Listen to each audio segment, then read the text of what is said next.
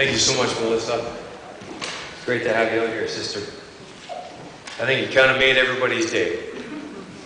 John chapter 8, and as you're turning there, I just want to reiterate what Kimberly Freckleton announced. Did I make up for it, Johnny? That we really want you to come to our brunch next Sunday and grab one of these. I think you can figure out how to fold it. I did one for you to show you. And grab an envelope and give it to a friend, write their name on it, and just tell them you're thinking of them and you want them to come to Thanksgiving brunch.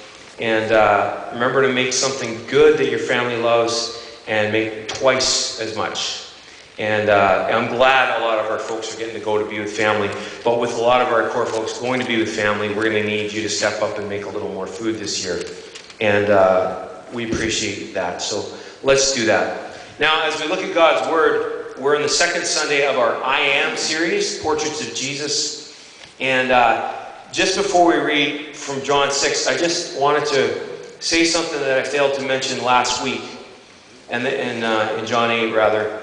And that is, every time you see Jesus say something like he did last week where he said, I am the bread of life, he is using those words, I am. And those words, I am, are the name of God in the Old Testament. It's the same thing. So when Jesus is saying, I am the bread of life, and this week when he says, I am the light of the world, he is saying, I am God, and this is what I am to you.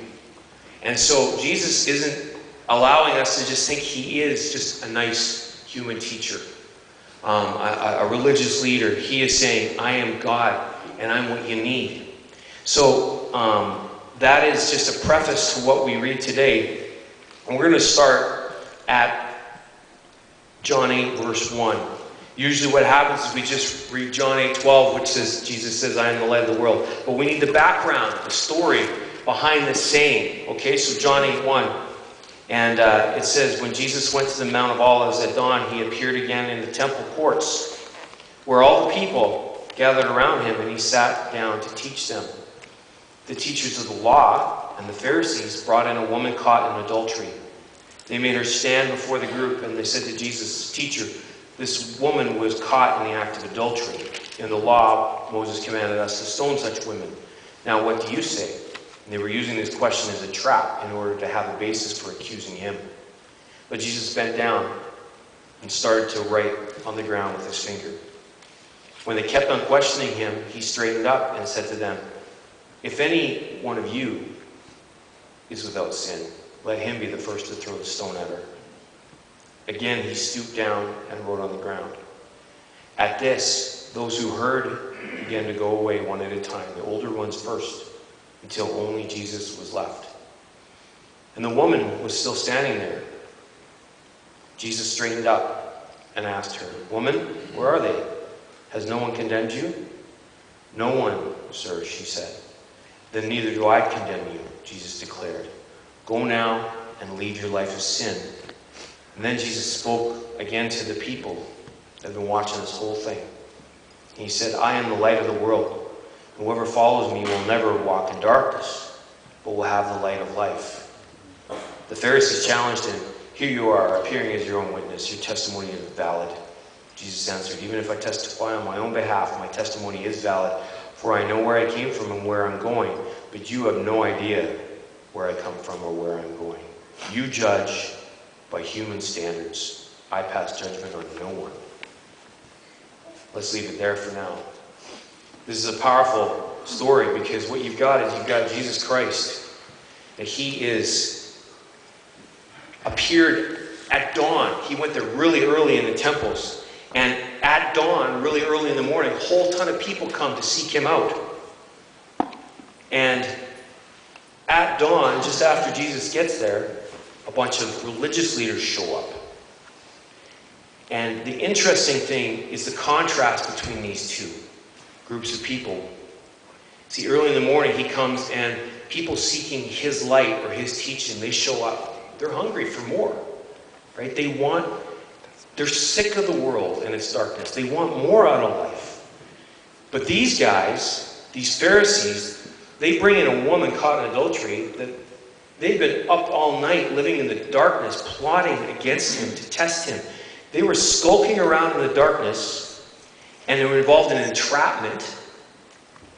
Went and got this woman who was having an adulterous affair with someone, probably in an entrapping way, set her up so they could use her as bait to get Jesus. These were men that were living in darkness, really dark darkness. To be plotting that, to use a human being to trap Jesus, whom they hated. They absolutely hated him. And they wanted to get at him through her. These men were living in darkness. So you got a real contrast between the two sets of people. You got the ones that came to Jesus and they want his light and they come just to be taught. And Jesus shows up in the daytime, in open air. And you got these guys that have been skulking around. And it shows you what they are. By their darkness, they're saying, I hate you, Jesus. I will fight you, and I will find a way to prove you wrong. I will trip you up. If I have to, I'll go take a woman that maybe one of them enticed to come and flirt with them so they could catch her in adultery. That's what these guys were like. They were harsh. Everything was negative. They loved their darkness. And then you got the people that didn't love darkness and wanted to come to Jesus and find some light. And they're saying, I need something more. I can't find my way in this dark world. I come to you. I seek to be taught. Now, you've got to know that these suckers knew what they were doing. They knew Jesus wouldn't condemn her. They'd seen him hanging out with those kind of people.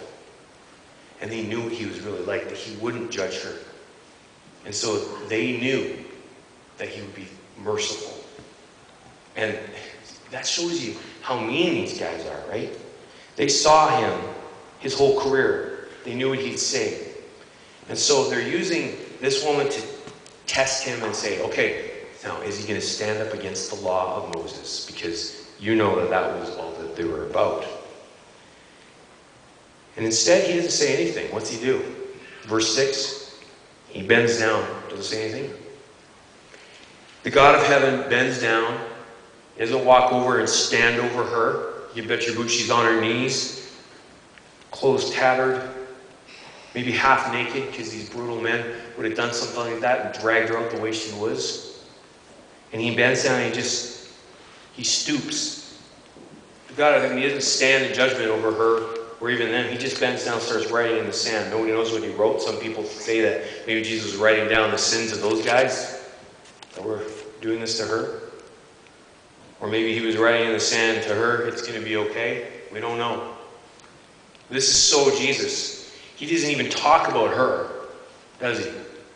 No. He doesn't even talk about her. I missed that. He stoops down instead of standing over her in judgment, and he says, I'm going to talk about you, not her. I know you. Do you think that you're getting away from me? I can read you like a book, you Pharisees. Jesus knew her situation. He knew her life. He understood everything about her. And he didn't judge her, but they didn't get it, that he knew them. That while they're standing there with their rocks and the contempt on their face and their pride, he knew their dark hearts and their schemes, and he says, I'm dealing with you, not her. Let's get real here, you religious people.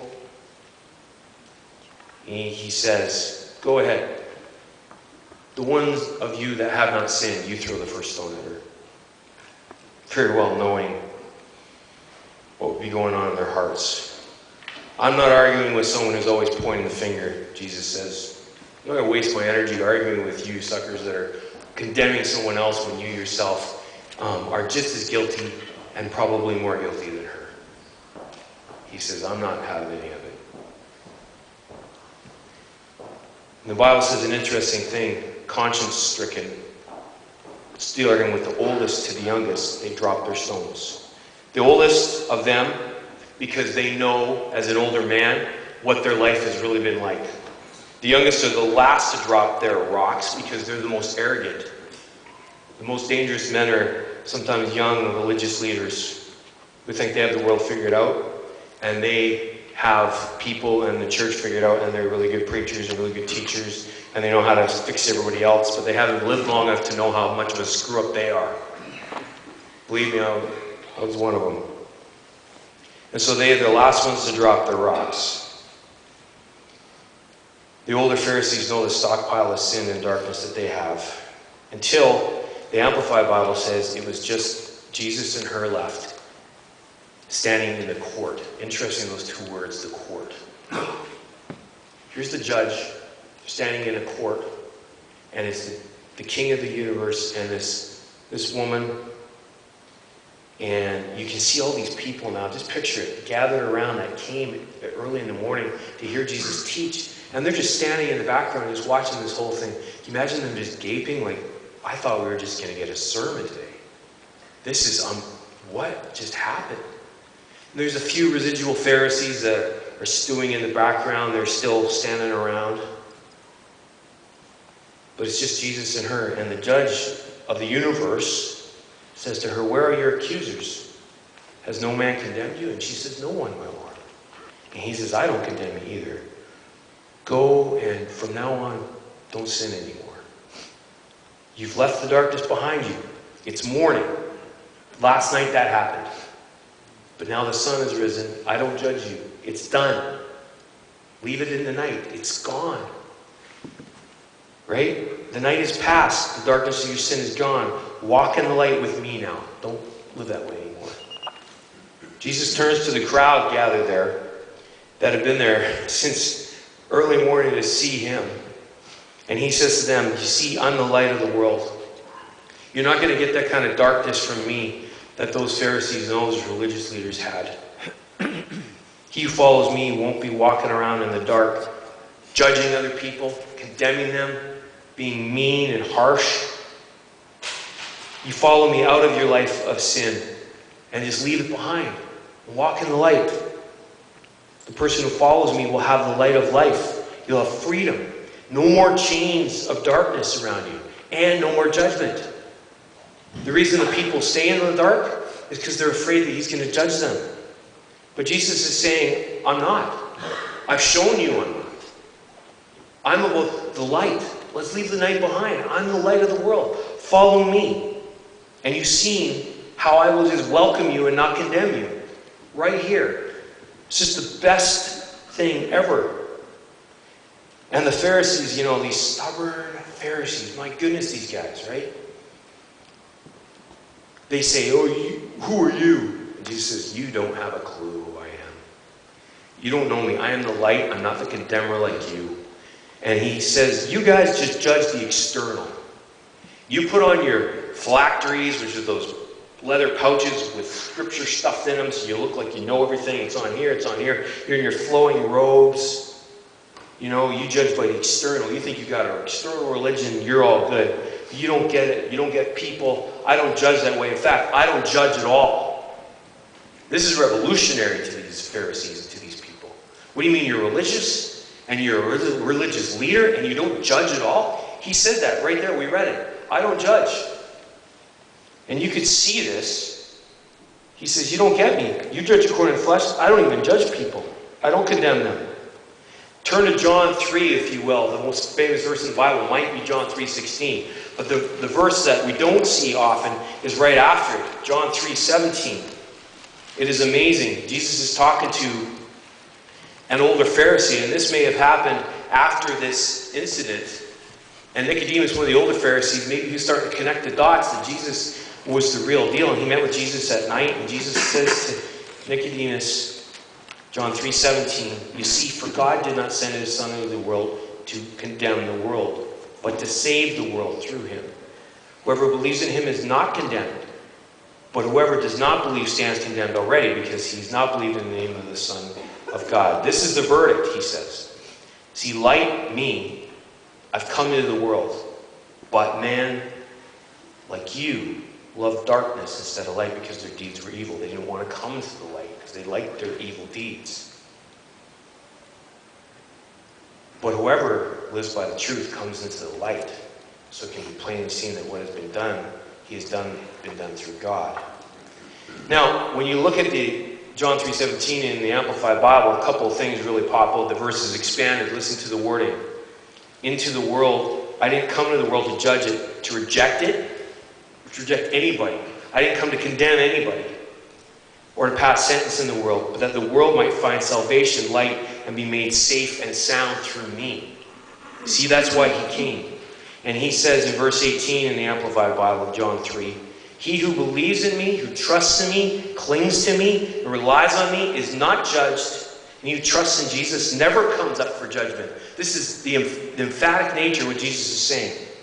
This lady who's caught in adultery, there will never be rejection for her. She will never be condemned, and she will not be damned. There will be no damnation. This woman who receives grace from Jesus is not condemned. He doesn't judge by the external human standards that those Pharisees were judging by. But he says this to the Pharisees. He who does not believe is judged already. You're convicted. You know why? You don't want my help. There's a story, an old story of a boy brought into court for a speeding ticket. And the judge is up in his bench.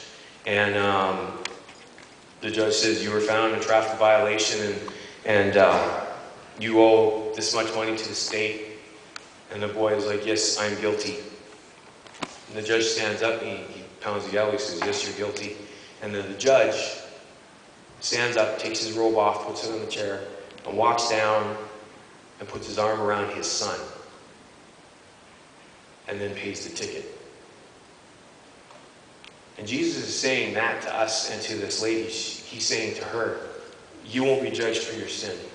I will. But you Pharisees, you want to be king of the world. So you go ahead and cling to your self-righteousness and your condemnation of other people and your bitterness and your pride. And you be the judge of the universe, and we'll see how that goes in the final day in court. See, what Jesus was saying to that lady was, on the cross, and if you continue to read John 8 to verse 28, he says, I will be lifted up on that cross. That's why I don't condemn this lady. Because I'm going to die for her sin. She doesn't have to die for her sin. I will die for her sin. Right? And that's the deal. These Pharisees didn't get. He's the light of the world who's going to be overcome by darkness himself. So we don't have to be. And the test is that light has come to the world, but like it says in John 3, people love the darkness and they're going to stay in the background. They don't trust him. I don't trust that he's not going to blast me. Right? So they stay out of the way of the darkness. Well, he says, just trust me. I've shown you today by how I handled this, that I will not judge you. Come out of the darkness. But it says in John 3:19, but men love their darkness, so they won't do it. And there's the dividing line. Jesus says, I am the light of the world. Follow me. Come out of the dark. Don't be afraid. I'll take on the dark for you. I'll be battered for you. You'll be freed. What an exchange. But do we do it, or do we stay back in the darkness? No more living in the dark. Bring it out in the open. Jesus won't judge you. He won't judge your friends. He's just here to love you the way you are. The church is just a bunch of messed up people that have come out of darkness into the light of God's love. Trusting Jesus took the punishment of death on him for my sin. You got to remember what James says. Every good and perfect gift comes from the Father of light. And we sang what happened in 2 Corinthians 9:15. It says, praise be to God for his unbelievable gift of light. Jesus. So take the light. Come out of the darkness. And John, the interesting thing, it just blows my mind.